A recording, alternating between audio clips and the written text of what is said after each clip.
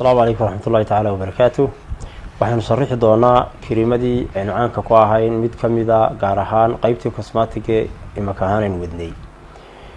qaybta cosmetics-ka ah waa laba cream oo isku si wuxuu qabanayaan dhaho. waa creamka Al-Hatim cream nooca weeye. creamkani aan wuxuu ku yahay inuu midabka si fudud u furo isla markaana aanu qofkii u baahanin waxyaabo kale oo ismariyo xataa qasilna ha noqotee aanu u baahanin. habka ugu fiican ee uu isticmaali karayo qofka markuu qofku noo yimaado hawlwadeenadu waxay siinayaan sida ku haboon ee uu isticmaali karo iyaga xogta siinaya.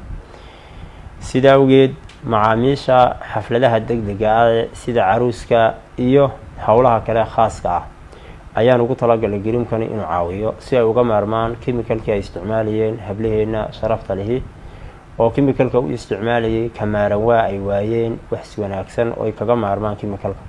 laakiin ma sha Allah company-geena Cadaani Cosmetics oo creamada dabiiciga u hiiliyay una keenay waxay kaga maarmi lahaayeen chemicalka.